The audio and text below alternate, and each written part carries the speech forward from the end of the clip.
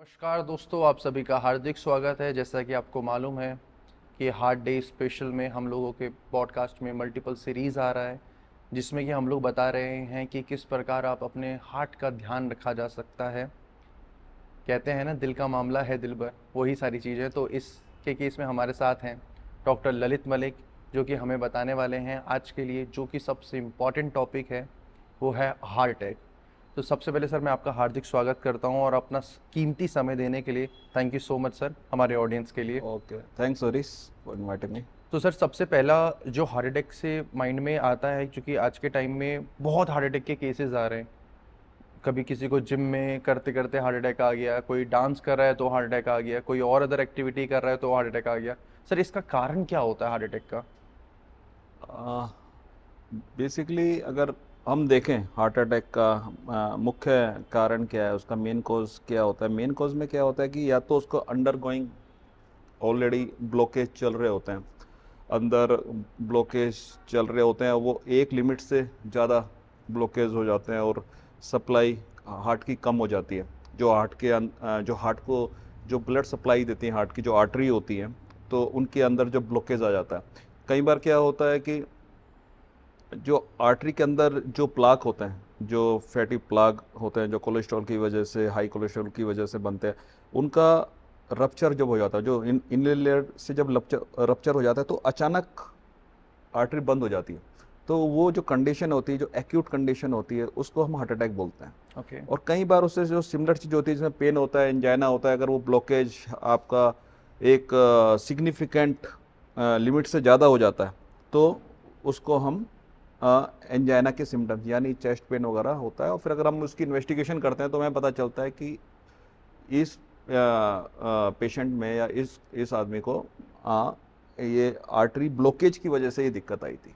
तो सर, आजकल मतलब मैं भी जिम जाता हूँ, मेरे दोस्त लोग भी काफ़ी हैं जो जिम जाते हैं, बट उनके माइंड में भी ये चीज़ चलता रहता है कि आजकल जिम में जो हार्ट अटैक के केसेस आ रहे हैं, क्या जिम करना ठीक भी है? मतलब अगर जिम जाके हार्ट अटैक ही आ रहा है तो लोग प्रेफर नहीं करते जिम जाना सर।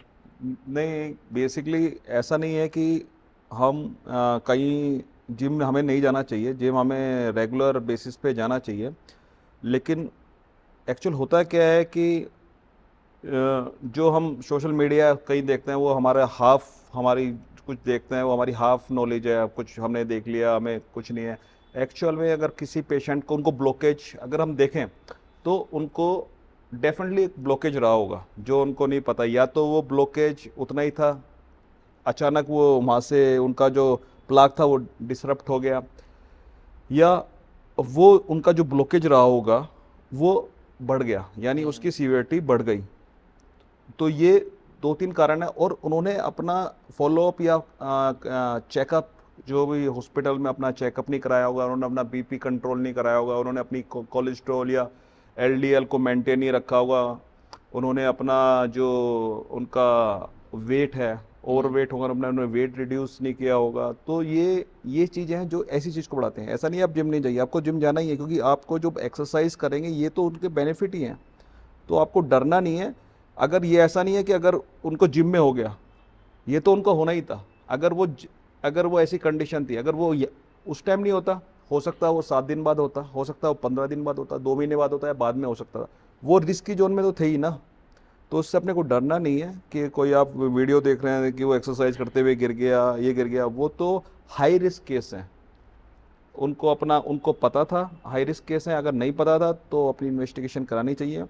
तो ये कोई ऐसा नहीं है कि आपको जिम नहीं जाना, आपको जिम जरूर जाना है। सर, आजकल लोगों ने मतलब बॉडी को इस तरीके से सोच रखा है कि बाहर से उन लोगों ने मतलब ये इंजेक्शन लगवा लिया या फिर अलग अलग चीज़ें कर ली, दवाइयाँ खा ली और उन लोगों ने मतलब बॉडी को बना।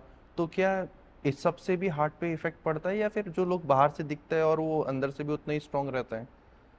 देखिए, ये जो भी स्टेरॉइड्स और जो भी ये इंजेक्शन होते हैं, ये कोई भी डॉक्टर और कोई भी रिकमेंड नहीं करेगा। ये तो बेसिकली एक डिफरेंट चीज़ है। और ये कोई भी चीज़ जो अपने नेचुरल वे से अलग है, वो आपको डेफिनेटली हार्म करेगी। तो ये तो आपके डेफिनेटली एक हार्म करने वाली चीज़ है। तो आपको जो भी एक नेचुरल प्रोसेस है, जो अपना बॉडी का एक नेचुरल प्रोसेस है, उसमें आपको अगर आप एक्सरसाइज कर रहे हैं और आपको अपना मसल्स मास बढ़ाना है, तो आप प्रोटीन का अपना इंटेक लीजिए, जैसा एक नॉर्मल रूटीन में होता है। जैसा अपना जो अपन इतने सालों से फॉलो कर रहे हैं, अपने स्प्राउट्स लीजिए, प्रोटीन लीजिए। जो भी आप अगर नॉन वेज खाते हैं तो आप नॉन वेज ले सकते हैं, चिकन ले सकते हैं, एग ले सकते हैं। There is lots of thing, vegetarian non vegetarian पूरा वो है। तो इसमें ऐसा नहीं है कि मुझे नहीं लगता कि आपको इंजेक्शन लेने की जरूरत है, और ना कोई रिकमेंड करेगा। सर, हार्ट अटैक जो है यंग जो लोग हैं उनमें भी काफ़ी देखा जा रहा है, तो क्या ये यंग लोगों को भी मतलब इनिशियल टाइम में उनको रेगुलर चेकअप के लिए जाना चाहिए, और अगर जाना चाहिए तो कौन कौन से चेकअप उनको करवाने चाहिए? बेसिकली अगर आपकी यंग एज का क्या है इसमें, कि अगर आपकी कोई फैमिली हिस्ट्री है, बेसिकली अगर आपकी फैमिली हिस्ट्री है, अगर आपकी कोई फैमिली मदर फादर को कोई हार्ट डिजीज हो चुकी है, तो और या उनको खुद डायबिटीज़ है, तो अर्ली एज में मेरे हिसाब से आपको 30s में ही अपना एक बार चेकअप करा लेनी चाहिए। क्योंकि आज का जो सिनारियो है यहाँ पर, जो हमारा वर्किंग इन्वायरमेंट है, काफ़ी स्ट्रेसफुल रहता है।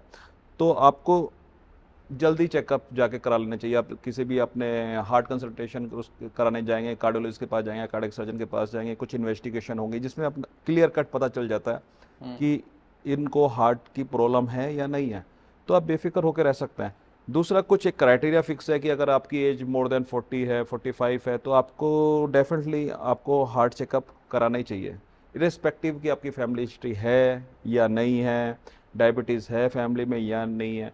तो ये मेरे हिसाब से एक सेफ है हार्ट के लिए, तो ये ओके तो कराना चाहिए। सर, आपने जैसा बताया स्ट्रेस, क्या स्ट्रेस भी एक कारण है इन सब हार्ट रिलेटेड प्रॉब्लम या हार्ट अटैक से रिलेटेड?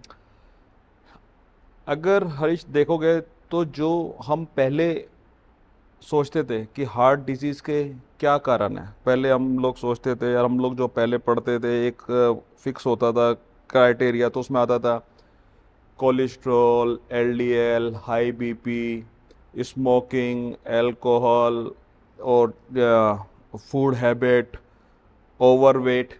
ये क्राइटेरिया इस तरह से होता था, और स्ट्रेस काफ़ी नीचे आता था। लेकिन अगर हम आज का सिनारियो देखें, तो स्ट्रेस आज के सिनारियो में काफ़ी ऊपर है। आप देखोगे लोग लोग फिट हैं, ओवरवेट भी नहीं है, बीपी भी अपना कंट्रोल करके चल रहे हैं, और ये नहीं है। लेकिन स्ट्रेस की वजह से वो जो अपना बॉडी पे इफेक्ट डाल रहे हैं, तो स्ट्रेस एक काफ़ी इम्पेक्ट करता है हमारी बॉडी को करता है, तो हार्ट को भी काफ़ी करता है।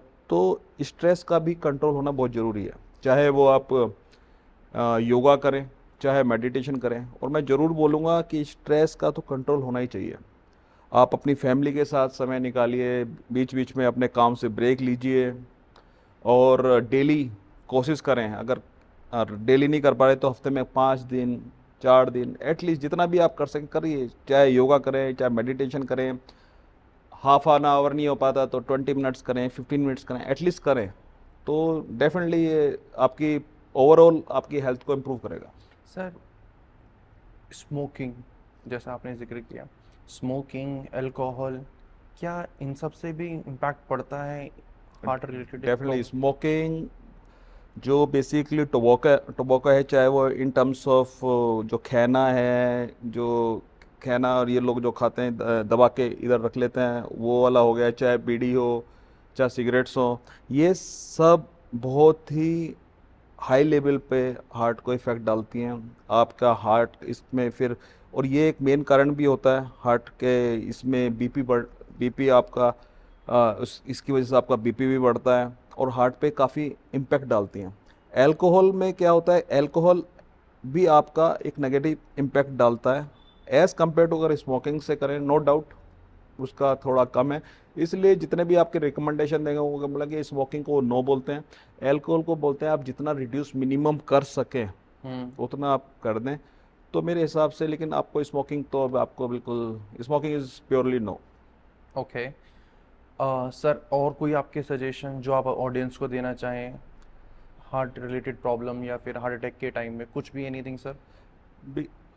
मेरा आज के आजकल हम लोग सब अवेयर हैं, सोशल मीडिया पर बहुत सारे सोशल मीडिया से हमें नॉलेज आती रहती है, कुछ लोग हम पढ़ते भी रहते हैं, तो हमें ऑलरेडी पता है कि हार्ट के लिए बेनिफिट क्या है। हमें पता है कि हमें ये फैटी चीज़ें नहीं खानी है, तली हुई चीज़ें हमें कम खानी है, हमें अपने वेट को ओवरवेट नहीं होने देना है, एक्सरसाइज हमें रेगुलर करनी है, एटलीस्ट हफ्ते में 4 या 5 दिन करें, 30 मिनट्स ही करें, और उसमें चाहे आप वॉकिंग इंक्लूड कर सकते हो, तो जॉगिंग इंक्लूड कर सकते हो, रनिंग कर सकते हो, साइकिलिंग कर सकते हो, कोई भी स्पोर्ट्स आप कर सकते हो अपने दोस्तों के साथ, तो आप स्ट्रेस से भी फ्री हो जाएंगे और आपकी एक्सरसाइज भी हो जाएगी। और आप बिल्कुल ये जो फास्ट फूड है इसको आप जितना हो अवॉइड करें। अगर बिल्कुल ही है कि किसी पार्टी में आप फंसी गए हैं, करना है, तो आप बिल्कुल जितना कम से कम ले सकते हैं उतना ले लीजिए। और बेसिकली लाइफ टाइम लाइफ जो आपकी लाइफ स्टाइल मॉडिफिकेशन है वो सबसे ज़्यादा इम्पोर्टेंट है हार्ट डिजीज से बचने के लिए। सर काफ़ी लोगों के माइंड में जो क्वेश्चन चल रहा था, चूँकि एक बार मेरे भी रिलेटिव ने मेरे से क्वेश्चन करा था और बोला था उन्होंने, जिम मत जा, हाँ। नहीं तो हार्ट अटैक आ जाएगा। तो ये एक कम्प्लीटली एक मिथ है, राइट? ये कंप्लीट मिथ है, इसमें कुछ नहीं है, आपको जिम जाना चाहिए, क्योंकि जिसको हार्ट अटैक अगर जिम में जाने से हो रहा है, अगर वो जिम में नहीं जाता तो उसको उसके बाद भी हो सकता था, हो सकता है उसको अपनी वर्किंग प्लेस पे हो सकता है उसको सोते सोते हो जाता। तो ऐसा कुछ नहीं है कि उसको जिम में जाने से हुआ, वो तो वहाँ पे कैमरा लगा हुआ था इसलिए रिकॉर्ड हो गया और आप लोगों तक आ गया, अदरवाइज आपको पता नहीं चलता अगर वो सोते सोते भी हो जाता। तो बेटर क्या है, प्रिवेंशन। तो प्रिवेंशन यही है। और स्मार्टनेस क्या है, स्मार्टनेस है कि चेकअप, अगर आपको पता है, अपनी फैमिली हिस्ट्री पता है, तो अर्ली चेकअप। अगर आपकी फैमिली हिस्ट्री नॉर्मल है तो एक एज के बाद नियर 40 आप एक रूटीन चेकअप जाके अपना करा सकते हो। हम गाड़ी स्कूटर सबकी चेकअप कराते नहीं कराते रेगुलर, तो अपनी बॉडी का तो हमें कराना ही चाहिए ना। राइट। तो मेरा तो सिंपल एक ही एडवाइस है कि आप हमें सब कुछ जो हमें पता है हमें उसको अपने ऊपर अप्लाई करना चाहिए, ना कि दूसरों को सिर्फ एडवाइस देनी चाहिए। Thank you so much sir, अपना प्रीशियस टाइम देने के लिए हम लोगों को और हमारे ऑडियंस को देने के लिए। गाइस, इस पॉडकास्ट में हम लोगों ने हार्ट अटैक से रिलेटेड बहुत सारी जानकारी इकट्ठी करी, और अगर किसी की भी फैमिली हिस्ट्री रहती है हार्ट अटैक रिलेटेड या फिर हार्ट से रिलेटेड रहती, तो आप ये वीडियो को शेयर करिए, उन तक पहुंचाइए, क्योंकि ये इन्फॉर्मेशन सिर्फ आपके लिए नहीं है, ये उन लोगों तक के लिए भी है जिनके मन में बहुत सारे क्वेश्चंस रहते हैं कि हार्ट अटैक एक्चुअली होता क्या है। थैंक यू सो मच हमसे जुड़ने के लिए, और हमारा पॉडकास्ट अभी कंटिन्यू रहेगा, stay tuned. Thank you sir. Thank you.